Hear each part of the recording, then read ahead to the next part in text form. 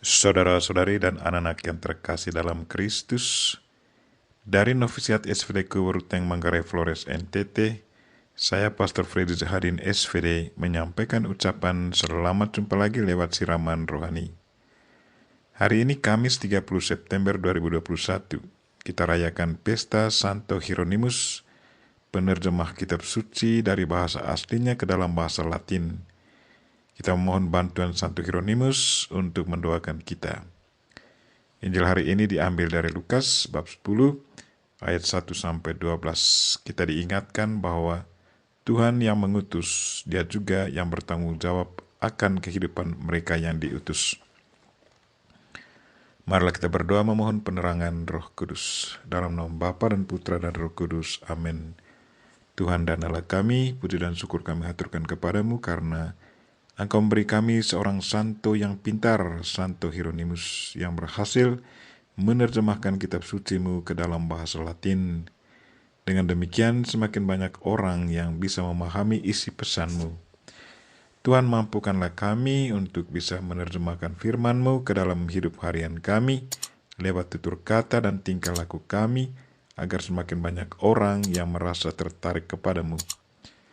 Tuhan, utuslah Roh Kudus-Mu, terangilah pikiran dan hati kami, agar sabda-Mu yang akan kami dengar dapat kami pahami dengan baik, dan isi pesan-Mu dapat kami hayati dan amalkan dalam hidup harian kami. Doa ini kami sampaikan dengan perantaran Kristus Tuhan kami. Amin. Tuhan sertamu, dan sertamu juga. Inilah Injil Yesus Kristus menurut Lukas. Dimuliakanlah Tuhan. Pada waktu itu Tuhan menunjuk 70 murid. Ia mengutus mereka berdua-dua mendahuluinya ke setiap kota dan tempat yang hendak dikunjunginya.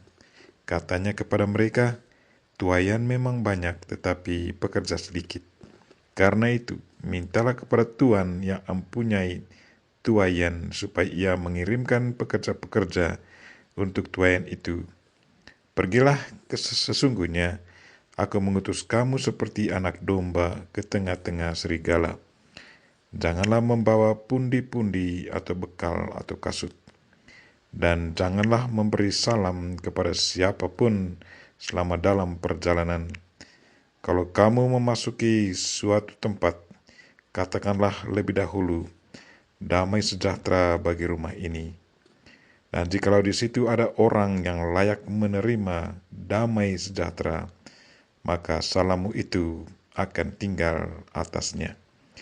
Tetapi jika tidak, salammu itu kembali kepadamu.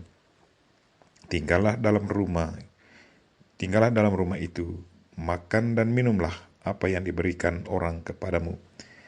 Sebab seorang pekerja patut mendapat upahnya. Janganlah berpindah-pindah rumah.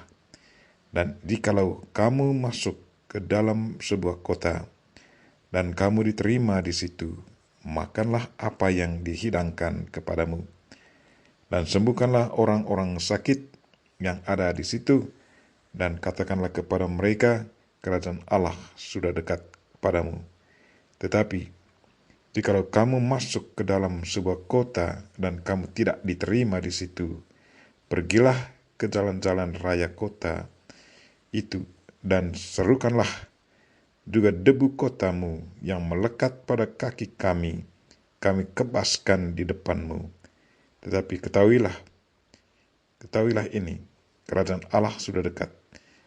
Aku berkata kepadamu, pada hari itu, Sodom akan lebih ringan tanggungannya daripada kota itu.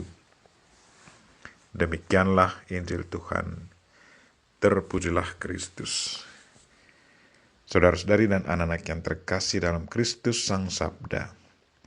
Tema renungan kita hari ini ialah Tuhan yang mengutus, Dia juga bertanggung jawab akan kehidupan mereka yang diutus. Hari ini kita mendengar bahwa Yesus mengutus 70 murid untuk mewartakan kabar gembira dan mengusir roh-roh jahat. Kebersamaan kolektif dari 70 murid dalam mewartakan kerajaan Allah dapat menjadi model kerjasama dalam melakukan hal-hal yang benar dan baik demi kemajuan pelayanan Pelayanan dapat menjadi efektif dan berdaya guna bila semakin banyak orang tergerak hatinya untuk memberikan diri dengan rela hati. Tuayan memang banyak, tetapi pekerja sedikit. Karena itu mintalah kepada Tuhan yang mempunyai tuayan, supaya ia mengirimkan pekerja-pekerja untuk tuayan itu. Pergilah, sesungguhnya aku mengutus kamu seperti anak domba ke tengah-tengah serigala. Itulah kata-kata Yesus dalam Lukas bab 10 ayat 2-3. Yesus mengingatkan para rasul bahwa pekerjaan pelayanan sangatlah banyak, tetapi pelayanan terbatas. Karena itu setiap orang yang dibaptis diundang untuk terlibat dalam Setiap orang yang dibaptis diundang untuk terlibat dengan hati yang gembira dalam persekutuan pelayanan agar semakin banyak orang terjangkau dan mengenal Tuhan. Meski demikian, para pelayan yang diutus dapat juga mengedepankan sikap kewaspadaan yang tinggi dalam merasul. Karena mereka akan dihadapkan dengan berbagai tantangan. Tidak semua orang dapat terbuka untuk menerima ajakan dan ajaran mereka. Meski demikian, para murid tidak perlu galau. Mereka tetap harus menampilkan wajah kerajaan Allah dengan sikap yang sabar, tenang, dan humanis. Dengan sikap-sikap demikian, mereka dapat mengelola dan menghadapi setiap tantangan pelayanan dengan baik, yang mampu menghadirkan penghiburan dan sukacita Injil. Harus selalu percaya bahwa Tuhan yang mengutus, pasti Dia juga selalu bertanggung jawab akan kehidupan dari yang diutus. Pusatkanlah perhatian kepada Dia yang mengutus, yaitu Yesus Kristus. Yesus sungguh sadar bahwa banyak orang membutuhkan pelayanan. Ada yang haus akan firman Tuhan, ada yang dikuasai oleh roh jahat, dan ada yang sakit. Yesus meminta mereka untuk menyembuhkan mereka. Dia juga berpesan untuk menyampaikan salam damai dan kabar gembira bagi mereka yang menerima para murid. Kata Yesus, siapa yang menerima pemberitaan Injil mengalami damai, sejahtera, dan sukacita, karena kerajaan Allah sudah dekat. Berita itu berasal bukan dari manusia, melainkan dari Allah sendiri. Yesus mengingatkan bahwa tugas perutusan itu tidak mudah. Sebaliknya, penuh tanggung jawab dan bahaya. Aku mengutus kamu seperti anak domba ke tengah-tengah serigala. Tetapi mereka tidak perlu khawatir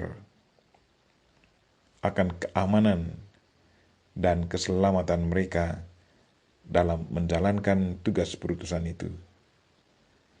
Segala yang mereka butuhkan ditanggung dan dijamin oleh Yesus yang mengutus mereka. Sebab seorang pekerja patut mendapat upahnya. Kita memohon Santo Hieronymus dan Bunda Maria untuk senantiasa mendoakan kita semua. Amin. Marilah kita mohon berkat Tuhan.